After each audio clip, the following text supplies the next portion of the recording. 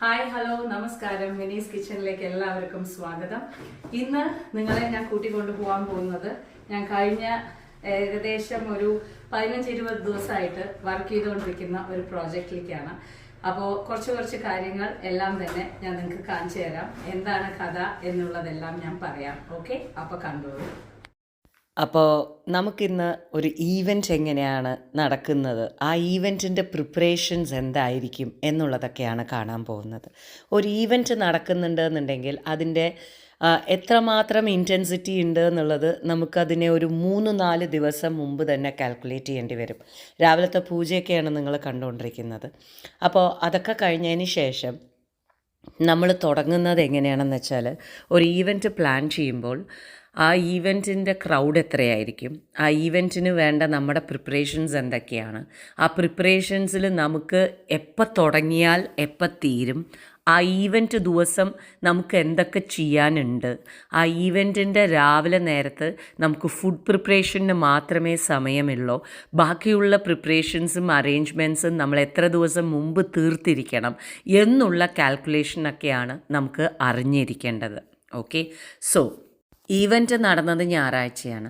അപ്പോൾ നമ്മൾ അതിനനുസരിച്ചിട്ടുള്ള രീതിയിൽ 2 ദിവസം മുമ്പ് തന്നെ ബോക്സുകളൊക്കെ ഉണ്ടാക്കാൻ തുടങ്ങി. ഈ ഒരു കോൺസെപ്റ്റ് എന്താണെന്ന് ഞാൻ ആദ്യം തന്നെ പറയാം.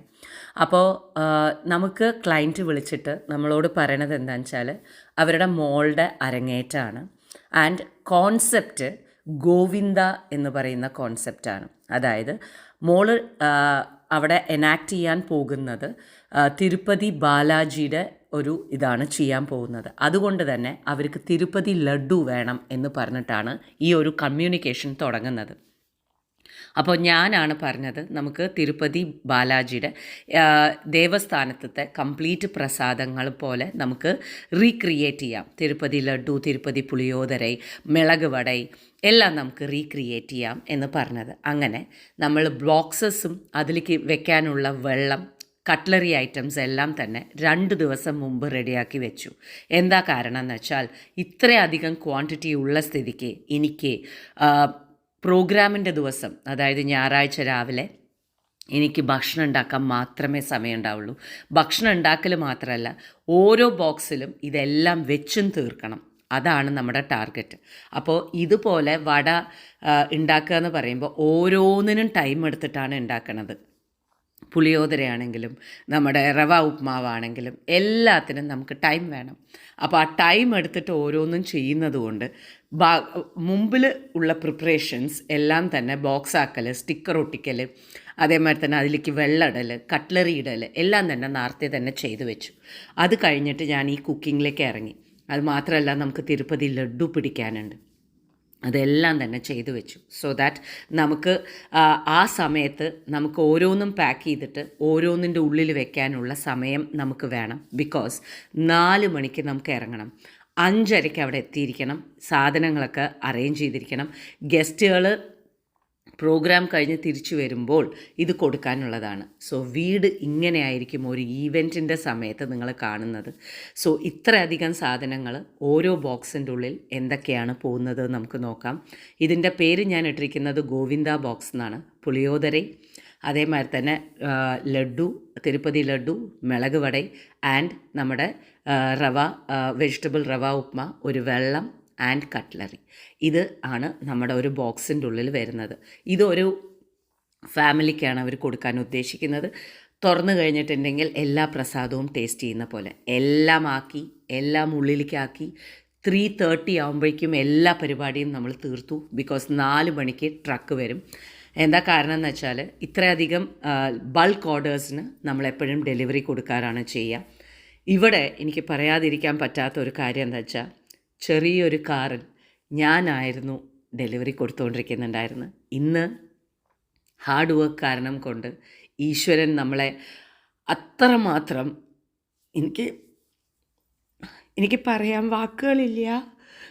എന്താ കാരണം എന്ന് വെച്ചാൽ, അധ്വാനിച്ച് ഇന്ന് ഞാൻ തന്നെ ഒരു വലിയ ട്രക്കിൽ, നമ്മൾ മുമ്പിൽ കാറിൽ പോകുന്നു, ട്രക്ക് നമ്മളെ ഫോളോ ചെയ്തിട്ട് വരുന്നു എന്നുള്ള ലെവലിലേക്ക് ഭഗവാൻ എന്നെ കൊണ്ടെത്തിച്ചു. അതിന് ഞാൻ ഒരുപാട് കടപ്പെട്ടിട്ടുണ്ട്. എന്നെ ഞാനാക്കി. ആരും നമ്മളെ സഹായിക്കാനില്ല, ഈ ഫീൽഡിൽ ആരും നമ്മളെ സപ്പോർട്ട് ചെയ്യാനില്ല. നമ്മളുടെ കൈപ്പുണ്യം ഇഷ്ടപ്പെട്ടിട്ടാണ് ഓരോരുത്തരും നമുക്ക് ഓർഡർ തരുന്നത്. ആ ഓരോരുത്തരെയും നമ്മൾ അത്രയും കെയർ ചെയ്തിട്ടാണ് നമ്മൾ ഓരോ കാര്യങ്ങൾ ചെയ്യുന്നത്. ഒരുപാട് കാലങ്ങളെടുത്തു. ഞാൻ ഇന്ന് ഈ കാണുന്ന, ഇപ്പം ഞാൻ നിങ്ങൾക്ക് കാണിച്ചു തരാം എത്ര വലിയ ക്രൗഡിനെയാണ് നമ്മൾ ഫുഡ് കൊടുക്കാൻ പോകുന്നത്. ഓഡിറ്റോറിയം നിറയെ ഉള്ള ആൾക്കാരായിരുന്നു അന്ന് ഞാൻ ഫുഡ് ഉണ്ടാക്കിയത്. മോളുടെ പെർഫോമൻസ് പറയാതിരിക്കാൻ വയ്യ. 2.5 മണിക്കൂറാണ് ആ കുട്ടി പെർഫോം ചെയ്തത്. അമേസിങ് പെർഫോമൻസ് ആയിരുന്നു. പകുതി വെച്ചിട്ട് എനിക്ക് പോകേണ്ടി വന്നു, ബിക്കോസ് എനിക്ക് അറേഞ്ച്മെൻറ്റ്സ് ചെയ്യാനുണ്ടായിരുന്നു.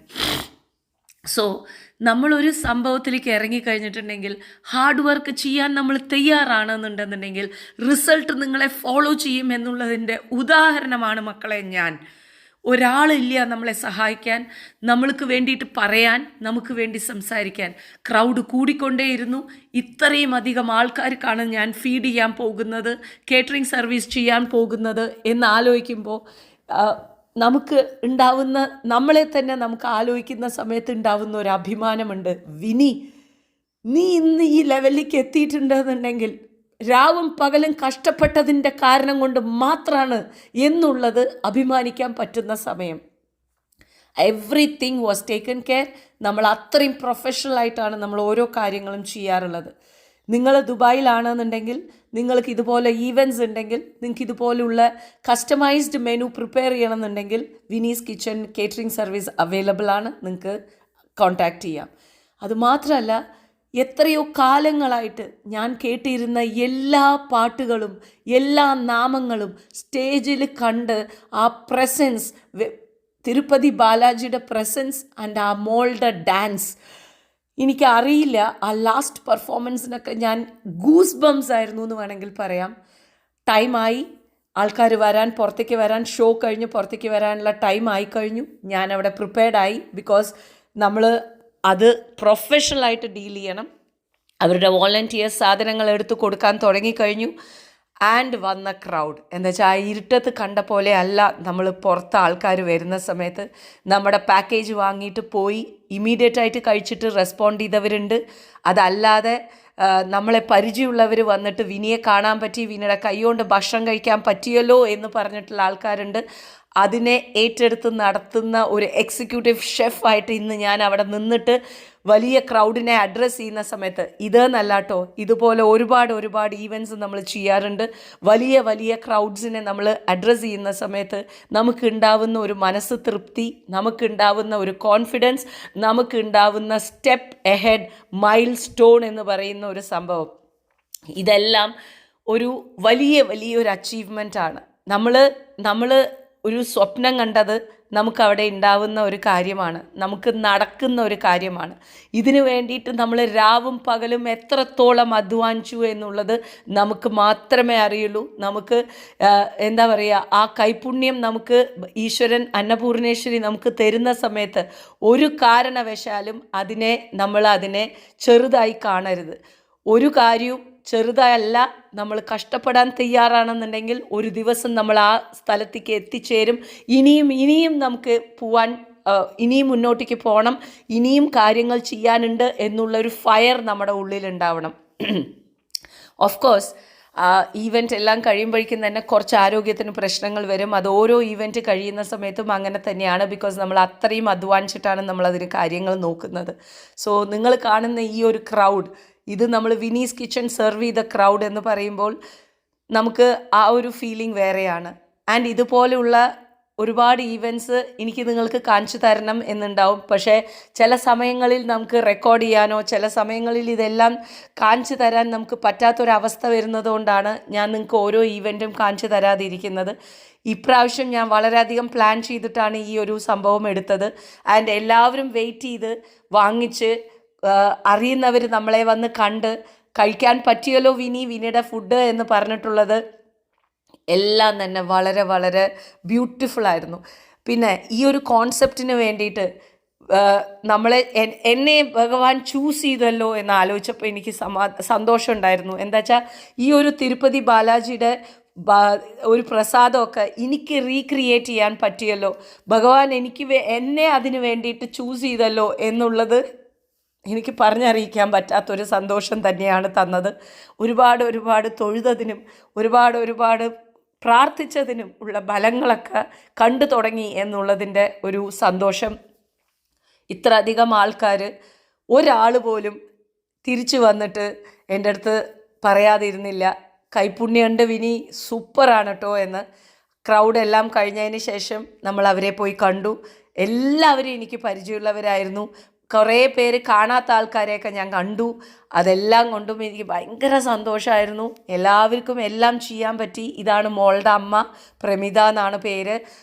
അങ്ങനെ നമ്മൾ ഓരോരുത്തരെയും കണ്ട്, പഴയ ആൾക്കാരെ എല്ലാവരെയും കണ്ട്, നമ്മൾ പറഞ്ഞ കാര്യങ്ങളെല്ലാം ഭംഗിയാക്കി എന്ന് അവരുടെ അടുത്തുനിന്ന് കേട്ട്, എല്ലാവരുടെ അടുത്തുനിന്ന് അത് കേട്ടപ്പോൾ ഭയങ്കര സന്തോഷമായി. ആ മോളെ കാണാൻ, അവൾ ക്ഷീണിച്ചിരിക്കുകയായിരുന്നു. മോളെ കാണാൻ നമ്മൾ പോയി. എന്ന് വെച്ചാൽ ഞാൻ അവൾക്ക് വേണ്ടിയിട്ട് ലഡ്ഡുവും വടയും പുളിയോദരയും എല്ലാം എടുത്തു വെച്ചിട്ടുണ്ടായിരുന്നു. ബിക്കോസ് എനിക്ക് 100% ഷുവറായിരുന്നു ഇവർക്ക് ആർക്കും തന്നെ കിട്ടാൻ പോകുന്നില്ല എന്ന്.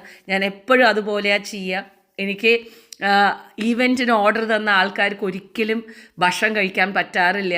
അതുകൊണ്ട് തന്നെ ഞാൻ എടുത്തു വെക്കും അവർക്ക്. എന്താ കാര്യം എന്ന് വെച്ചാൽ അത് അവർ ടേസ്റ്റ് ചെയ്യാതെ പോവരുതല്ലോ എന്ന് വിചാരിച്ചിട്ട്. ഇന്ന് ഈ ഒരു ഈവൻറ്റ് ഞാൻ നിങ്ങളുടെ മുമ്പിൽ ഷൂട്ട് ചെയ്ത് റെക്കോർഡ് ചെയ്ത് അതൊരു സക്സസ്ഫുള്ളായിട്ട് ഞാൻ നിങ്ങൾക്ക് കാണിക്കേണ്ടതെന്നുണ്ടെങ്കിൽ ഇതിൻ്റെ പിന്നാലെ ഒരുപാട് കഷ്ടപ്പാടുണ്ട്. കഷ്ടപ്പെട്ടിട്ട് തന്നെയാണ് ഓരോരുത്തരും ഓരോ കാര്യങ്ങളും ചെയ്യുന്നത്. ആ മോൾക്ക് എടുത്ത് അത് വായിൽ കൊടുക്കുന്ന സമയത്ത് എനിക്കുണ്ടായ സന്തോഷം പറഞ്ഞറിയിക്കാൻ പറ്റില്ല.